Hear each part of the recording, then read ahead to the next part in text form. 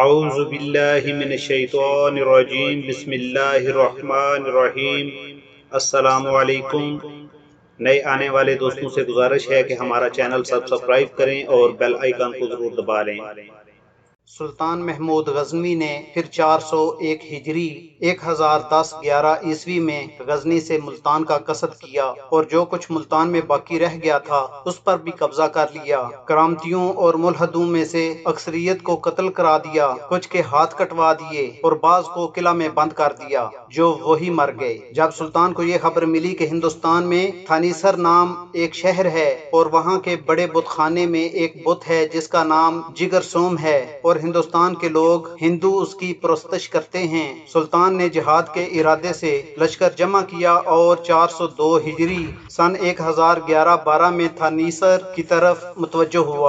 نروجے پال کو جب یہ خبر ملی تو اس نے اپنا ایلچی بھیجا اور پیغام ارسال کیا کہ اگر سلطان اپنے اس ارادے سے باز آ جائے تو میں 50 ہاتھی بطور پیشکش بھیجوں گا۔ سلطان نے اس پر توجہ نہ کی۔ جب وہ تھانیسر پہنچا تو پورے شہر کو خالی پایا، لشکریوں کو جو کچھ ملا وہ انہوں نے لوٹا، بتوں کو توڑا اور بت جگر سوم کو غزنی لے گئے۔ سلطان نے حکم دیا کہ اس بت کو شاہی محل کے سامنے ڈال دیا جائے تاکہ مخلوق کے پیروں تلے روندا جائے۔ سلطان نے 403 ہجری سن 1012-13 میں غرجستان کو فتح کر کے اس کے حاکم شار کو گرفتار کر لیا اور اس سال کے آخر میں ابو الفوارس بن بہاؤ دولہ اپنے بھائیوں کے غلبے کی وجہ سے سلطان محمود غزنوی کی پناہ میں آ گیا۔ سلطان نے ان کو خطوط لکھے اور ان میں صلح ہو گئی۔ اسی سال عزیز مصر کا ایلچی جس کو مہارتی کہتے تھے پہنچا۔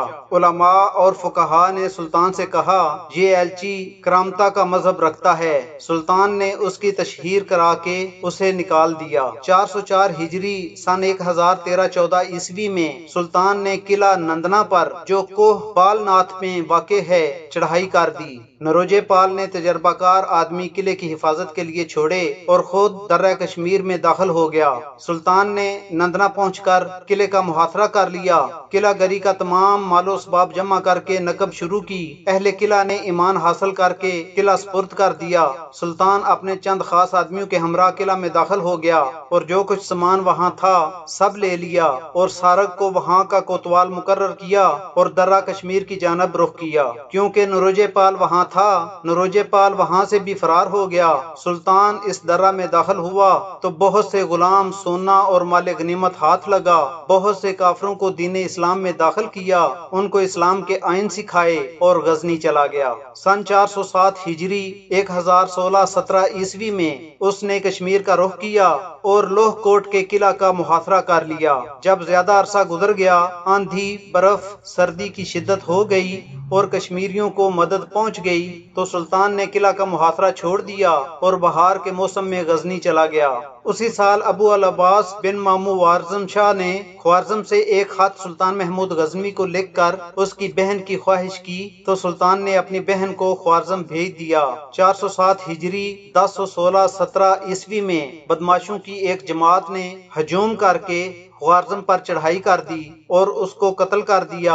سلطان محمود غزنوی غزنی سے بلخ آیا اور وہاں سے خوارزم کا ارادہ کیا۔ جب خوارزم کی سرحد پہنچا تو اس نے محمد بن ابراہیم تائی کو لشکر کا مقدمہ الجیش بنا کر پہلے روانہ کیا۔ جس وقت انہوں نے منزل کی اور صبح کی نماز میں مشغول ہوئے تو خمار تاس جو خوارزمیوں کا سپہ سالار تھا کمین گاہ سے نکلا اور ان پر حملہ آور ہوا۔ ایک کثیر جماعت کو قتل کر کے اس جمعیت کو منتشر کر دیا۔ سلطان کو یہ خبر ملی تو اس نے اپنے غلاموں کی ایک زبردست فوج ان کے تعاقب پر مقرر کر دی۔ انہوں نے اس کا پیچھا کیا اور اسے گرفتار کیا اور سلطان کے پاس لے آئے۔ سلطان قلعہ ہزارس پر پہنچا تو خوارزم بڑی جمعیت اور تیاری کے ساتھ فوج آراستہ کر کے مقابلے پر آ گئے۔ بڑی سخت لڑائی ہوئی، آخر خوارزمیوں کو شکست ہوئی اور البتگین بخاری جو ان کا سپہ سالار تھا قید کر لیا گیا۔ سلطان نے اپنے لشکر کے ہمراہ خوارزم جانے کا قصد کیا۔ اس نے پہلے ابو العباس کے قاتلوں کو قصاص میں قتل کرایا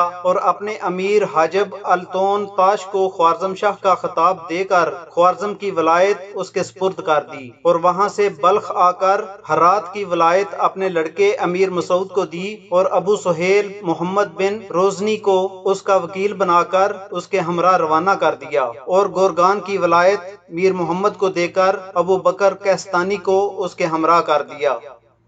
دوستو آج کے لیے اتنا ہی، آپ سے جلد ملاقات ہوگی اگلی قسط میں، شکریہ۔